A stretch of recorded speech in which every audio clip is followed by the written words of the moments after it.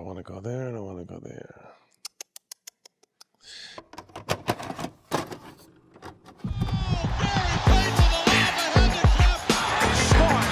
Hey guys, this is Dominique Wilkins. Hey, this is Sean Kemp. This is Gary Payton. Hey, this is Pau Gasol. NBA fans, what's up? This is Vince Carter here. Hey, what's up? This is Matt Barnes. If you're an old school NBA fan like I am, make sure you check out the Basketball Time Machine with my man Sean David. Hey guys, how's it going? Welcome back to the Basketball Time Machine. My name is Sean David. Thanks for tuning in. Let's talk some old school NBA basketball. Now, Michael Jordan hasn't been covered on this channel for 2 months. How could I? So, of course, I found a lot of new clips of NBA legends talking about the greatest player of all time, Michael Air Jordan. And, of course, always some classic clips, but I'm pretty sure some of the clips are really new, so hopefully you haven't seen them before. But before we get into that, let me ask you guys for a small favor. Please subscribe to the channel and like the video if you enjoy the content. And I would say, let's get right into it.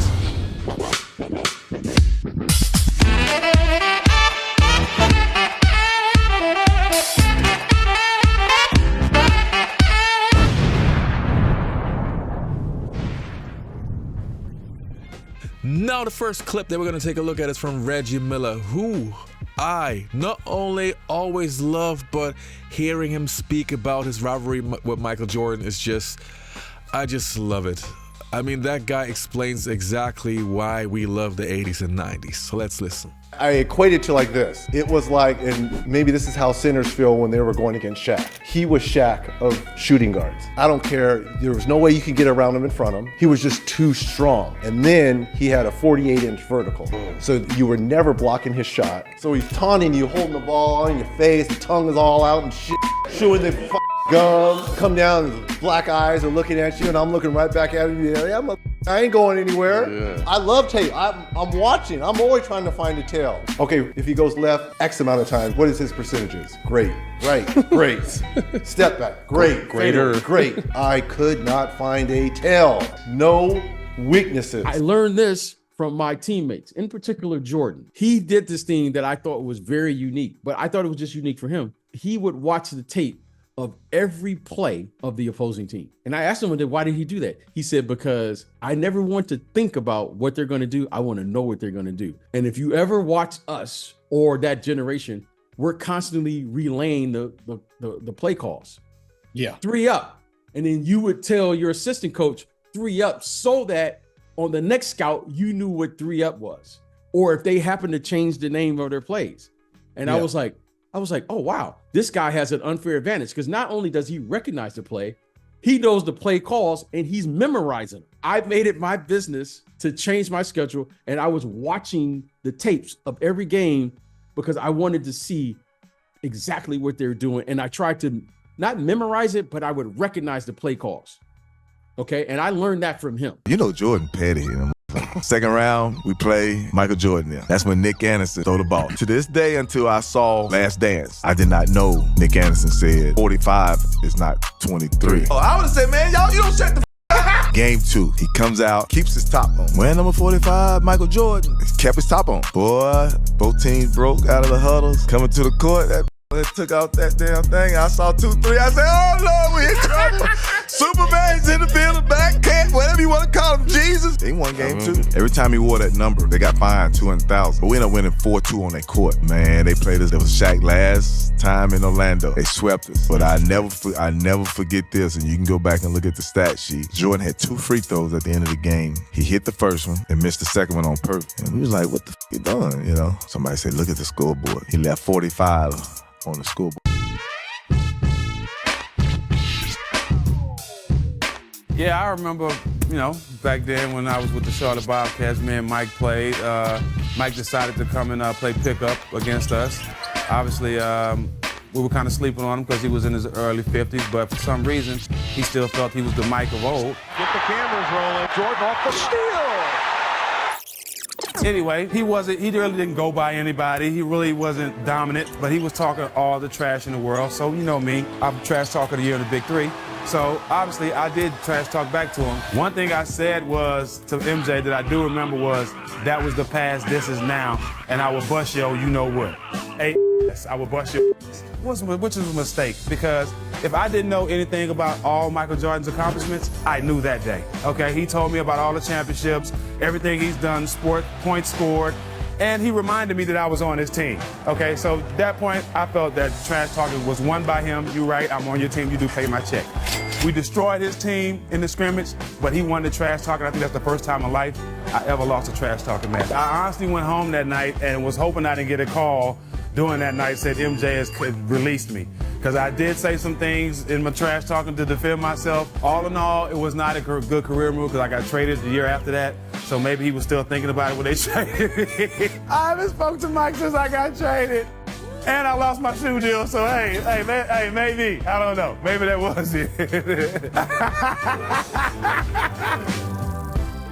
I remember we played the Bulls when I was in Milwaukee.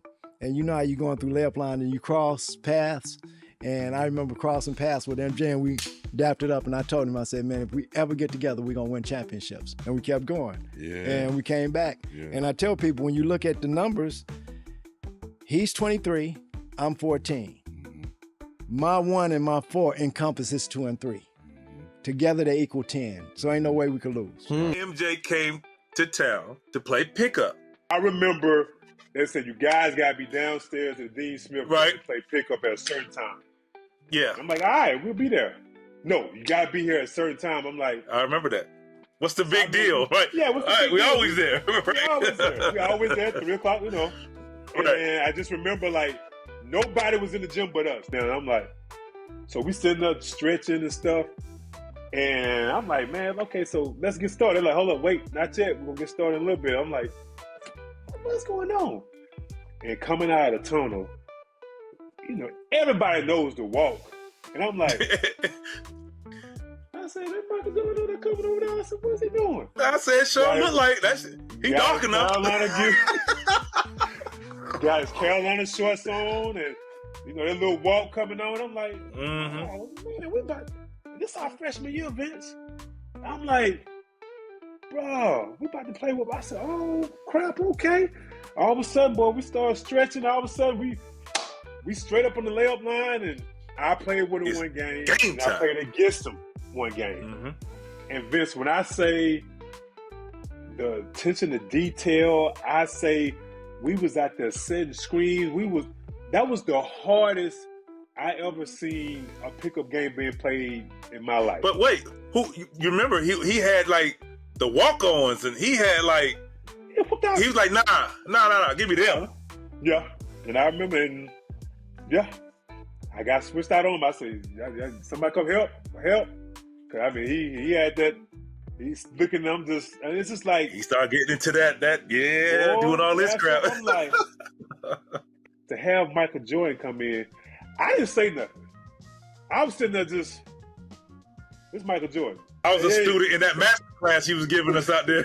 Call the screen, young fella. I mean, we playing hard. We diving on the floor.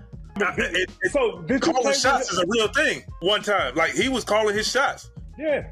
Don't reach now, because if you reach, I'm going in here for this fadeaway. And I like, what? Talking about like you sit there, I like fadeaway, like unbelievable. The man had grown man strength.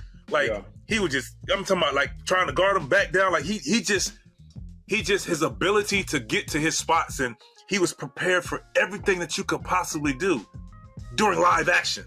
You know what I'm saying? So it was just, like I said, I was a student in that master class that he was giving. So we going to shoot around, and we're leaving shoot around, and we're on the bus, and MJ like, man, drop me off here. And drop him off at the bar. He say he's gonna have some beers, right?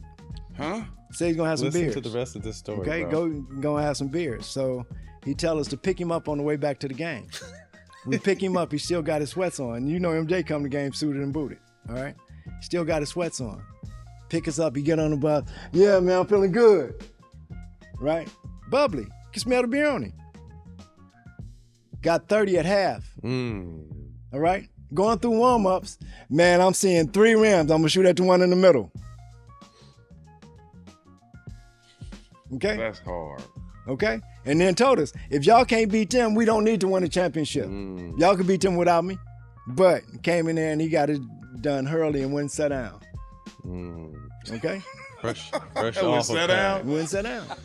You know, the incredible thing about Michael Jordan when it comes to NBA players talking about him is they all have an opinion. And it's kind of interesting to see that the majority of people who played against him have him as the greatest player of all time. You have every once in a while some guys who are a little bit bitter, like Isaiah Thomas, who always switches his mind.